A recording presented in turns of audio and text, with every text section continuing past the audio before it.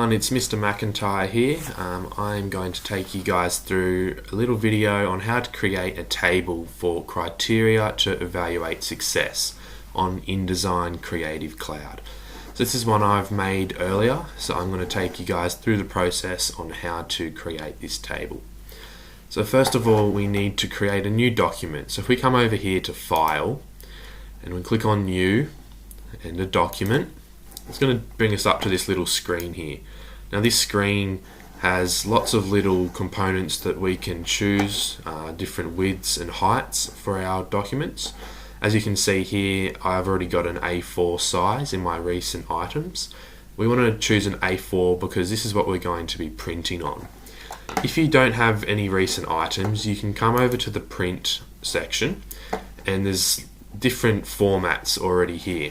We want to look for the A4. So if we go to view all presets, it's going to take us to a whole heap of sizes. So A5, A4, A3, and so on. So we want to click on our A4.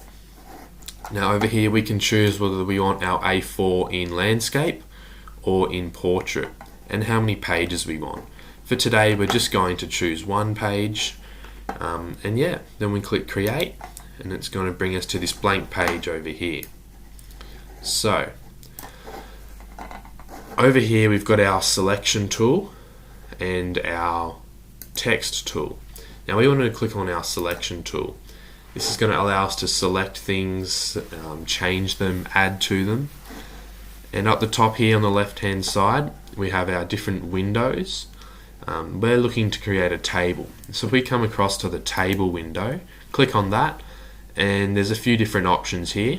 What we want to do is create a table. So if we click on create table, it's going to bring us up to these options that we can choose here. So here we have body rows, columns, header rows and footer rows.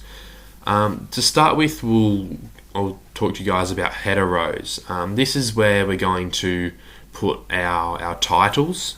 So header rows is going to be landscape across. Not many people use footer rows. That would be down the bottom of the table, whereas header rows is up the top. So we want a one header row. This is going to contain the different titles for then us to fill in the rest of the table. So we have body rows. Now Mr. Munro would like you guys to have 5 different body rows. This is going to allow you guys to have 5 different criteria. And columns, we're going to have 1, 2, 3, 4, so 4 different columns, so 4 different titles. Now this is already set here, but usually this would have a 1 and another 1, so you guys just have to type it in. So we click OK, it's going to come up with this little calculator and table looking thing right next to my cursor on the screen. Now if I click anywhere within this pink and purple little box here, it's going to bring our table out. Now at the moment we're on the text tool and it's okay to start writing, but I find it easier to try and set up our table in the position we want first. So if we come over to our selection tool, click on that, it's going to select our table as you can see. Now if we click up here, it's going to give the option to either click and drag the table up and down. As you can see, if I drag it right up to the top, it has our 1 header row and our 5 body rows. But if I drag this down, you see down the bottom, our body rows actually start to disappear. So that means the table isn't fitting on the page. So I always like to drag it up close to the top so I know that I can see all of my little boxes in here. So we're going to start with writing our headers in. So if I come over to the text, the type tool, select that and I'm going to click in here and you can see the text is ready to be typed on there. So the first title we're going to create is going to be our criteria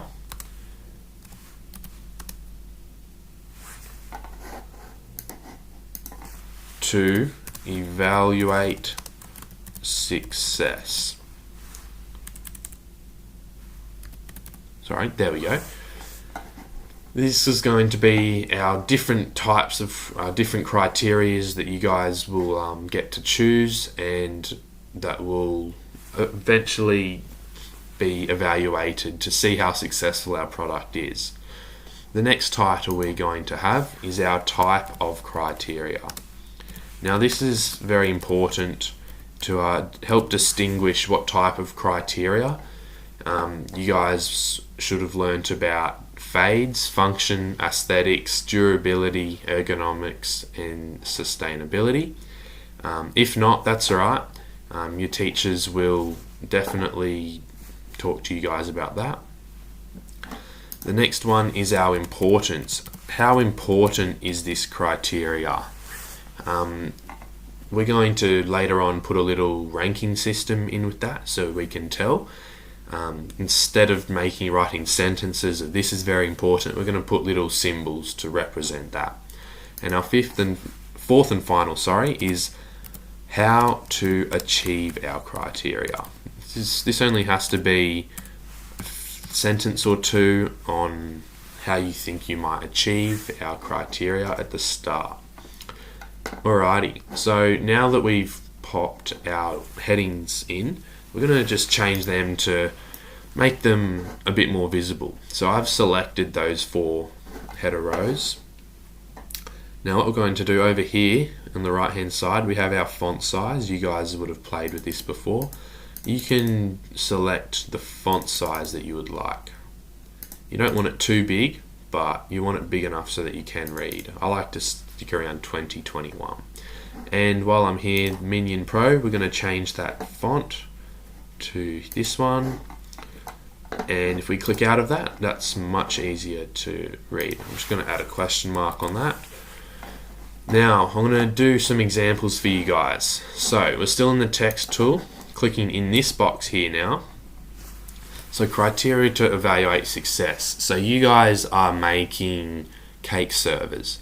So, if I think about a cake server and what might be important for it to be successful. Now, the cake server is going to be stored in the kitchen, and it's going to be stored around lots of other utensils. So why don't we make our first criteria is that the cake server matches the style and color of other utensils in the kitchen. I think this is important because you don't want your cake server to look funny in comparison to all the other utensils. So that's our criteria to evaluate success. Now our type of criteria is also important. So if I'll highlight here the color and style, that is going to be aesthetic. So aesthetic is the way something looks. So we're going to put in aesthetic here. That's our type of criteria. Now you guys might have 2 aesthetic types of criteria, or you might have 3 functions. So it really depends on what you guys make, but it's good to have a broad range of different types of criteria. Now our importance, I'm going to come back up here. I'm going to add a little key in.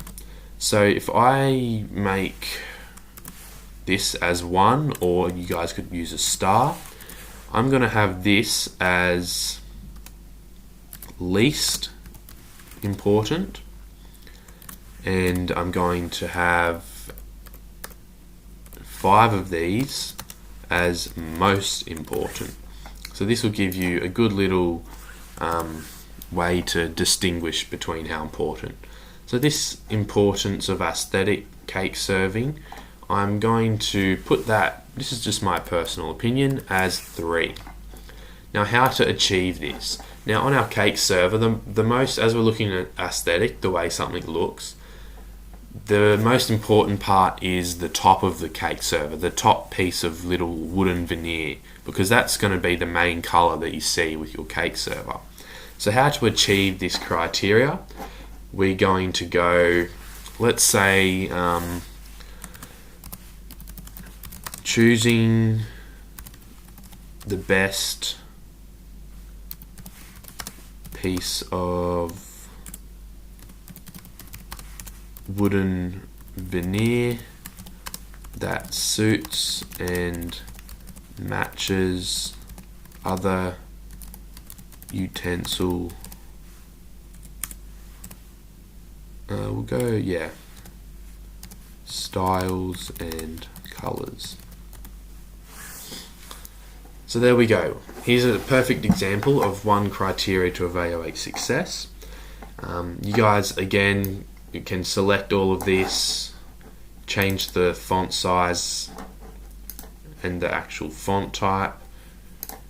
Another little thing you can do to make it a little bit more lively is if I select this top, I can come over to the appearance here in fill. If I click on that, it's going to give me a few colors to choose from. Now I might choose blue. Even though that's highlighted orange, we've still selected it as blue. If we click off there, it's going to make our table look much better. So now you guys are going to have to go through and fill in and think about your other criteria to evaluate success. Thanks for listening and good luck.